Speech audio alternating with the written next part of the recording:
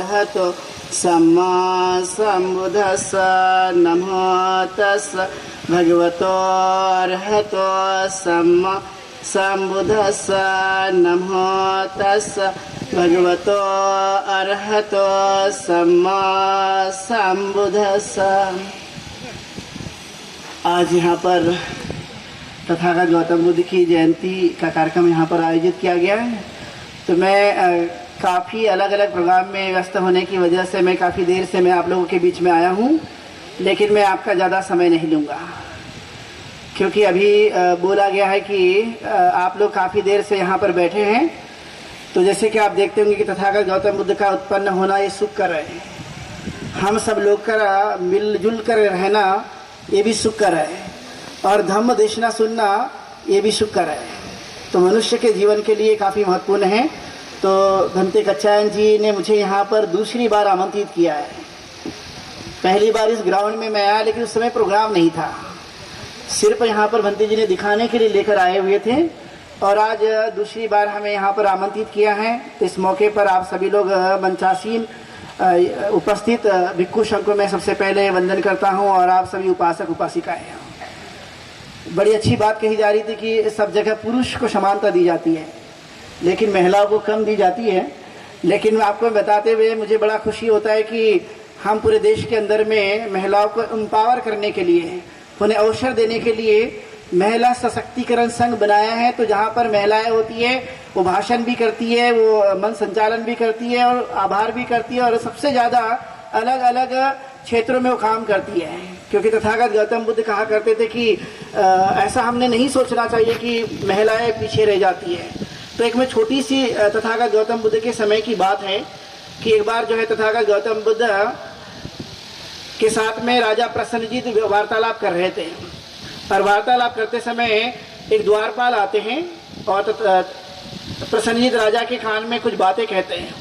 तो उस बातें कहने के बाद में वह नाराज हो जाते हैं। तो नाराज होने के बाद में तथागत गौतम बुद्ध ने देखा कि ये तो बड़े प्रसन्न थे, आनंदित थे, खुश थे, लेकिन अचानक क्या हो गया कि ये नाराज हो गए। तब ऐसे समय में तथागत गौतम बुद्ध ने पूछा कि आप क्यों नाराज हो गए।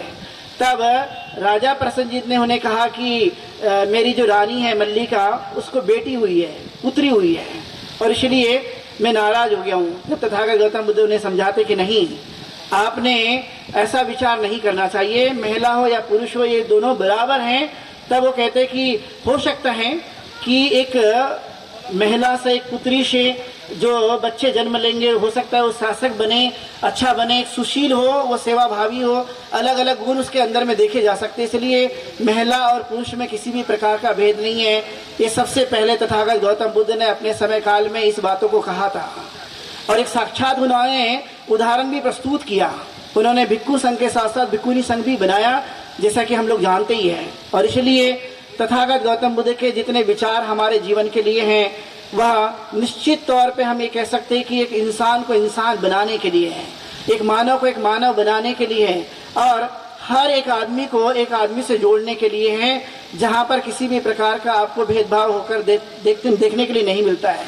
और इसलिए इतने वर्ष भी जाने के बाद भी आपने देखा होगा कि तथागत गौतम बुद्ध की जयंती पूरे संसार में मनाई जाती है। ये सिर्फ भारत नहीं, अपितु आप अलग अलग जगह देखेंगे तो आपको ये देखने के लिए मिलेगा कि तथागत गौतम बुद्ध की जयंती पूरी दुनिया में मनाई जाती है। और उसी कड़ी में आप लोग यहाँ पर इकट्ठा हुए हैं। बस मैं इतना ही कहना चाहूँगा आप लोगों को कि हम तथागत गौतम बुद्ध के विचारों पर चल कर के जितना हम सुख हासिल कर सकते हैं इसी जीवन में, उतना सुख हासिल करते रहना चाहिए, क्योंकि मनुष्य को जरूरत है सुख की।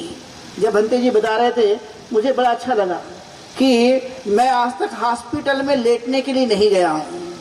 ये कितनी अच्छी बात है। आरोग्य परमा लाभ, ऐसा उसे पाली में कहा जाता है कि आरोग्य सबसे बड़ा लाभ है इस संसार में। तो आपने देखा होगा कि जब हम सोचते हैं तो अच्छा सोचें, जो हम करते हैं वो अच्छा करें, और हर दिन का हमारा जीवन अच्छा चले जाए, ये जब हम विचार करते हैं तो हॉस्पिटल में जाने की उतनी ज़्यादा जरूरत नहीं पड़ती थी। ये स्वाभाविक है। और इसलिए आप तथागत गौतम बुद्ध के जीवन से आप ये बहुत सारी चीज़ों को देख सकते हैं कि जो बहुत सारे दुखी लोग थे, बहुत सारे ऐसे लोग थे जब तथागत गौतम बुद्ध के शरण में आए और उन्होंने धम्म का आचरण करना शुरू कर दिया, तो कई सारे लोग जो है दुखों से दूर हो चुके थे। ये साक्षात उदाहरण उन्होंने भारत में प्रस्तुत किया है।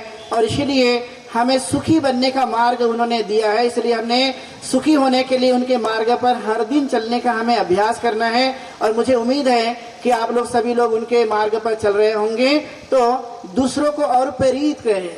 जितने लोगों को हम प्रेरित करते चले जाएंगे और वो उतने लोग और दूसरे लोगों को प्रेरित करते चले जाएंगे, तो एक अच्छे समाज को जो है हम देख सकते हैं, जिसे तथागत कहते हैं ये समाज आदर्श समाज है, जो अच्छे जीवन को जीने वाला है। तो इसलिए हम आदर्श समाज को बनाने के लिए लगातार प्रयास करें। और समय ज़्यादा हो गया इसलिए मैं बहुत कुछ तो बता सकूंगा, लेकिन बस मैं इतने कम शब्दों में यही कहना चाहूँगा कि हम सब लोग तथागत गौतम बुद्ध के बताए हुए मार्ग पर जितना हो सके तो चले और उसको जी कर देखे, तो हमें खुशी मिलेगी, शांति मिलेगी और अच्छे जीवन को हम जी पाएंगे। घर में जितने भी हम लोग जीवन जीते हैं सदस्य लोग, वो आपस में मिलजुल कर जिए, एक दूसरे के साथ में हम मैत्री करें, तो हमारा घर परिवार भी सुखद अवस्था में जाता है, अच्छी तरह से हम जीवन यापन करते हैं।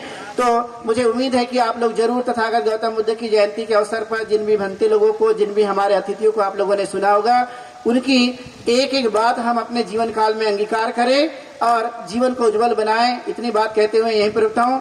सब लोगों ने मुझे सुना और मुझे विशेष तौर पर भंते जी ने यहाँ पर मुझे आमंत्रित किया है, मैं इनको बहुत बहुत धन्यवाद देता हूँ। और आप सब लोगों के प्रति बहुत सारी मंगल कामना करता हूँ कि आप दीर्घायु हो, सुखी बने, स्वस्थ रहे, ऐसी मंगल कामना करते हुए तथागत गौतम बुद्ध की जयंती की ढेर सारी मंगल कामना देता हूँ। यही पर रुकता हूँ। बहुत शुभ मंगलम।